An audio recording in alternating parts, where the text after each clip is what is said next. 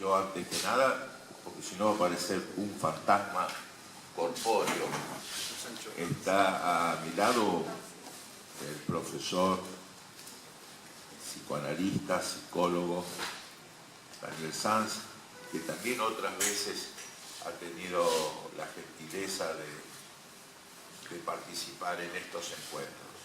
Y también agradezco el apoyo de la Escuela de Psicología Social, Javier Salinas, es el director. O sea, hechas las presentaciones podemos lanzarnos a la tarea, que se da en un marco muy especial, a 2 días del 24 de marzo, 2 o 3, yo con la fecha tengo, el lunes es 24, hoy es viernes, ¿cuántos días faltarían? Sábado, domingo, podemos decir 2 o 3, 2. El domingo serían 3. Bueno, estamos a 3 días. Es bueno tomarlo así, casi como sin angustia, porque para muchos de ustedes, por una cuestión generacional, se trata de recordar o de reflexionar sobre algo que pasó.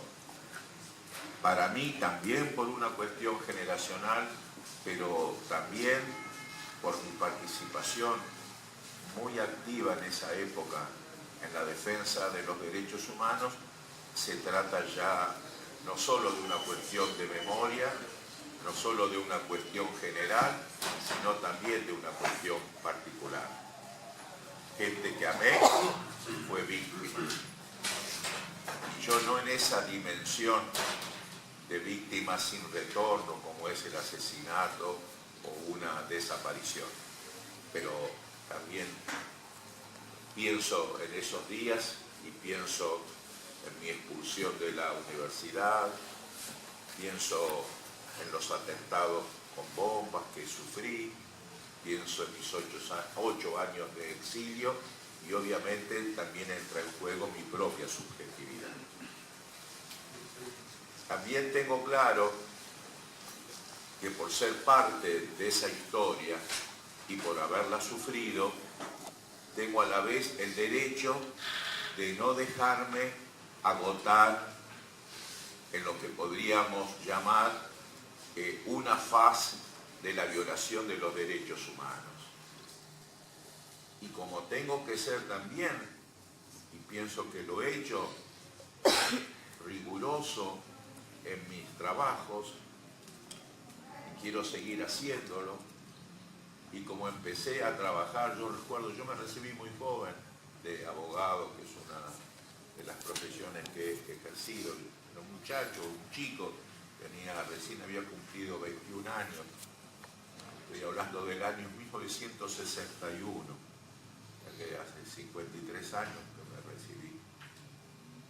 Y casi como podemos decir por una dedicación ligada más bien a intuiciones, lecturas, empecé a trabajar en el campo de los derechos humanos. Estoy hablando, empecé yo a trabajar en ese campo en el año 63, cuando prácticamente no había ni literatura sobre los derechos humanos, ni había espacio para trabajar, porque no había organismos de derechos humanos.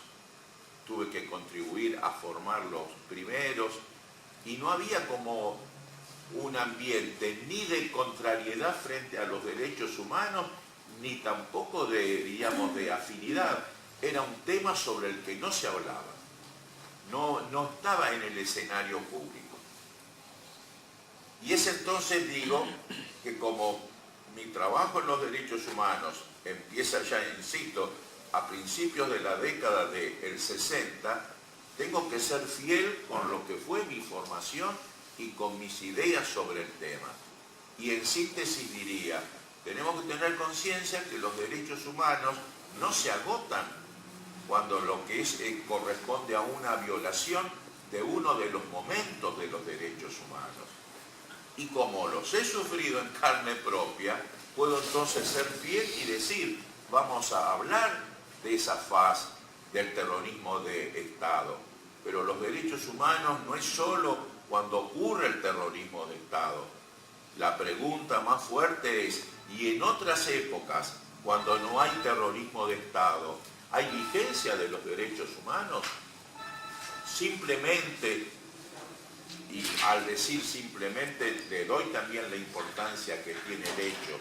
Cuando existen gobiernos constitucionales, automáticamente se puede hablar de vigencia de los derechos humanos. Y ahí yo creo que empiezan las dificultades, empiezan las contrariedades, empiezan los debates. Yo desde mi lugar, insisto, creo que tengo una autoridad sobre el tema. No hay mucha gente que pueda decir, hace 50 años que trabajo en esta materia, que doy clases sobre estos temas y que he puesto el cuerpo activamente en la defensa de estos derechos. Yo veo que ahora, y me parece bien, mucha gente, incluso grande, que en aquellos años nunca los vi preocupados por la temática de los derechos humanos, cuando tenían incluso posibilidades de hacerlo, porque éramos muy pocos los que trabajábamos en esos temas, nunca los vi. Y ahora veo que mucha gente habla de los derechos humanos, hasta especula con la temática de los derechos humanos. Y no ha contribuido muy bien a la temática, porque vuelvo a decir, la cierra sobre una época. Lo que hace luego que cuando surgen problemas de otro tipo, que no son solo los dolorosamente provenientes del terrorismo de Estado, la gente como que no los ve en la dimensión que tienen, porque es tan atroz cuando a alguien lo secuestran, como a alguien cuando lo secuestran en vida, confinándolo a no vivir la vida en la dignidad de la vida, sino en los resquicios de la propia vida. O esos chicos y esa gente grande que tiene que luchar diariamente para estar viva, en condiciones realmente sociales agobiantes. ¿No le están conculcando los derechos día a día, sus derechos humanos? Por supuesto que sí. Y la propia lucha de los docentes por el salario digno, por las condiciones de trabajo, que en forma recurrente sale a la luz cada vez que empieza un nuevo ciclo docente. Otra vez hay que empezar como una lucha. Esa lucha no implica sacar a lo social la latente y constante desviación de lo que es el derecho a la educación.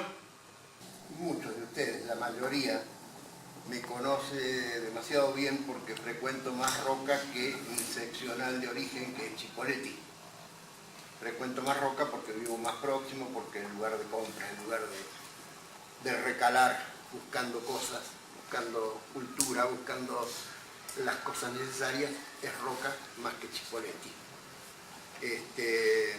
Así que hablar de mí no tiene lugar, porque evidentemente todos saben aquello que yo viví, pero ayer estaba recordando justamente el testimonio de una compañera de Chipoleti que también fue torturada, y en el testimonio decía bien claramente la compañera Gladys Sepúlveda: me pegaron por la UNTER. Yo siempre digo lo mismo, a mí por ahí se me hacía como una nube, como un sueño, que tanto castigo, tanta cosa, tanto golpe, por una cosa que para nosotros en aquel entonces era casi insignificante, era el comienzo, recién empezábamos, aunque habíamos heredado de la Federación de Docentes Rionegrinos todo un bagaje de cultura sindical. Cuando iniciamos la UNTER, nosotros creíamos que estamos hablando de 40 años atrás. Creíamos que era una cosa casi insignificante, que era muy pequeño, muy chico. Íbamos a la CETERA con 2000 afiliados. Esa es la representación que teníamos dentro de la mesa de CETERA. Y éramos considerados porque este gremio, con 2000 afiliados, paralizaba toda una provincia, y no solo que la paralizaba, sino que la ponía en marcha. Es decir, cada vez que manifestábamos, cada vez que hacíamos un paro, había por detrás manifestación en todas las localidades. Y esa creo que fue el arma poderosa que hicieron que estos asesinos no terminaran de entender, no terminaran de ver, pero por ahí pegaban, por ahí querían saber datos de todos los compañeros, tanto de la CETERA como de lo que hoy es ATEN, o sea, la gente de Neuquén y la gente de la UNTER. Y a mí se me hacía como un sueño, es decir, como si me hubieran golpeado por muchas más cosas, pero siempre privaba el hecho de que me golpeaban por la UNTER, por los compañeros de la UNTER. Esa era la insistencia que había. Y la hubo el día de la entrada a saco en la escuela número 50, que fue el día después del golpe, y la hubo en el mes de septiembre cuando fuimos secuestrados. Pero,